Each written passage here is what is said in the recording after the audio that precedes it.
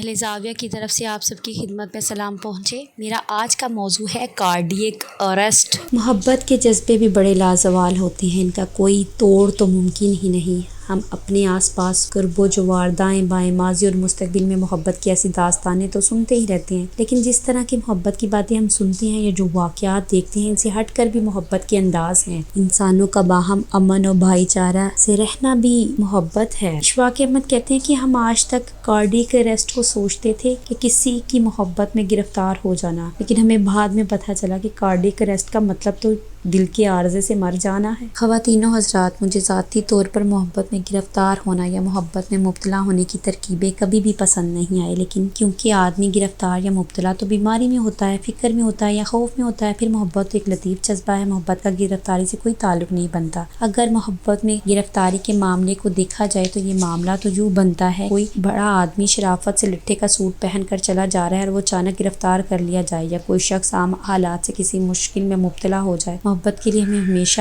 وقت درکار ہوتا ہے۔ یہ پروان چڑھنے میں وقت لیتی ہے، جیسے ایک پودا پروان چڑھنے میں وقت لیتا ہے۔ رات کو بیج بو دینے سے اگلی صبح تک پودا تیار نہیں ہوتا۔ اس لیے زمین اچھی کھاد، مناسب آب و ہوا، مناسب توجہ اور اعلیٰ غذا کی ضرورت ہوتی ہے۔ خواتین و حضرات، میرا کہنے کا یہ مطلب نہیں کہ پہلی نظر کی محبت پر میں یقین نہیں رکھتا، لیکن اس کو بھی پھلنے پھولنے اور پنپنے کے لیے وقت کی ضرورت ہوتی ہے۔ ایک دن میں جمعہ کی نماز کے لیے جا رہا تھا تو وہاں ایک بابا جی کافی خاموشی سے مولانا کی تقریر کو توجہ سے سنتے رہے۔ پھر اچانک سے مجھ سے مخاطب ہوئے، انہوں نے مجھ سے سوال کیا، یہ مولانا جو لوگوں کو خدا سے ڈرا رہے ہیں، وہ مولانا دوزخ کی سزاؤں کے بارے میں بتا رہے ہیں، وہ بڑے بڑے سامپور دہکتی آگ کا ذکر کریں، کیا یہ مسجد میں آئے ان لوگوں کو یہاں سے بھگانا چاہتے ہیں؟ میں نے کہا بابا جی، اس میں بھگانے کی کوئی بات نہیں ہے، لوگوں کو شاید اس لیے خوف دلا رہے ہیں کہ وہ برے کاموں سے اجتناب کریں۔ بابا جی کہنے لگے، کیا مسجد میں لوگ خدا کے ڈر سے نہیں آتے، اور کیا وہ برے کاموں سے اجتناب خدا کی محبت میں نہیں کر سکتے؟ وہ کہنے لگے، کاکا، ایک خدا جو انسان سے 70 ماؤں سے زیادہ محبت رکھتا ہے،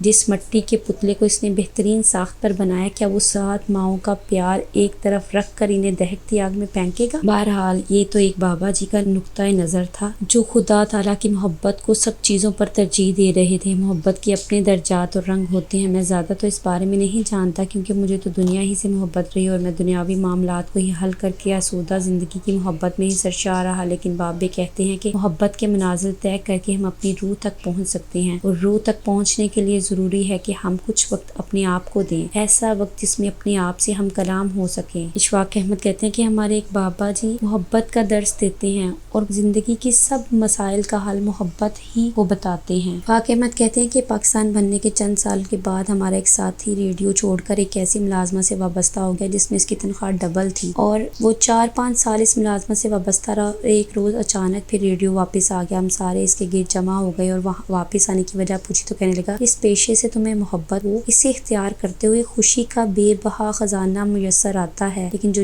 پیشہ پسند نہ ہو، اس میں آمدنی چاہے زیادہ ہو تو اس صورتحال میں روٹی، کپڑا اور مکان کے ساتھ ساتھ خوشی بھی خریدنا پڑتی ہے۔ وہ کہنے لگے کہ تم جانتے ہو کہ خوشی کتنی مہنگی ہوتی ہے، اس پر ہر ماہ بہت زیادہ خرچ ہو جاتا ہے۔ محبت کرنے والے تخلیقی لوگ ہوتے ہیں، صرف محبت صرف انسان ہی نہیں کرتے بلکہ جانور بھی کرتے ہیں۔ مٹی کی محبت کا اپنا رنگ ہوتا ہے، اپنی مٹی سب کو پیاری ہوتی ہے۔ میرے ایک صاحب ہیں، وہ ڈیفینس میں ایک بڑی کوٹھی بنوا رہے تھے، مجھے کہنے لگے، اشفاق صاحب، آپ بھی عجیب آدمی ہیں، پڑھے لکھے ہیں، کسی فارن کنٹری جا کر رہ سکتے ہیں، چھوڑے یہاں کیا رکھا ہے۔ ایسی باتیں سن کر تکلیف پہنچتی ہے کہ یہ کس قسم کا سلسلہ شروع ہوا ہے۔ قومیں اپنی مٹی اور وطن کے لیے جانوں کے نذرانے دے رہی ہیں، اور ہم اپنی ہی مٹی اور لوگوں کو کوستے ہیں، شاید ایک قسم کا فیشن بن گیا ہے۔ ہم محبت کو مادی حوالوں سے زیادہ لیتے ہیں، حالانکہ محبت ہمدردی اور انس کے رشتے مال و دولت کی قطعی محتاج نہیں ہوتی۔ ہمارے کئی دوست و احباب، رشتہ دار ہم سے وقت مانگتے ہیں، ہماری قربت میں رہنا چاہتے ہیں۔ اس کے ساتھ اشفاق احمد ایک واقعہ سناتے ہیں۔ استانی زینب جب وہ بیوہ ہوئی تو ان کے سسرال والوں نے انہیں نکال دیا، اور اس وقت ان کے یہ حالات تھے کہ وہ مکان کا کرایہ دینے کی حالت میں بھی نہیں تھے، پیسے نہیں تھے، تو انہوں نے چودھری صاحب جنہوں نے انہیں گھر سے نکالا تھا، ان کے گھر کے قریب نہایت خستہ حالی کی زندگی گزارنی شروع کر دی۔ کچھ دن بعد خبر ملی کہ چودھری کا بیٹا علی گھر سے بھاگ گیا ہے۔ ہے۔ استاد زینب کہنے لگی وہ یہ خبر سن کر بہت حیران ہوئی، اپنے بیٹے طارق سے کہا کہ علی کے گھر میں سب کچھ ہے، گھوڑا، گاڑی، موٹریں، فریج، آسائش کی ہر چیز میسر ہے، نوکر چاکر بھی ہیں، پھر وہ گھر سے کیوں بھاگ گیا؟ طارق نے کہا اماں علی کے پاس بڑا خوبصورت اور آرام دہ ماحول تھا مگر محبت نہیں تھی، اس لیے وہ محبت کی تلاش میں گھر سے بھاگ گیا۔ ہمارے ہاں بہت پریشان کن ماحول ہے لیکن محبت کی فراوانی ہے، اس لیے ہم ایک دوسرے کے ساتھ بندھے ہوئے ہیں۔ جانوروں اور انسانوں میں محبت کی داستانوں کے بہت طویل سلسلے ہیں، یہ کنٹینیو رہیں گے۔ اللہ آپ کو آسانیاں عطا فرمائے اور آسانیاں تقسیم کرنے کا شرف عطا فرمائے۔ اللہ حافظ۔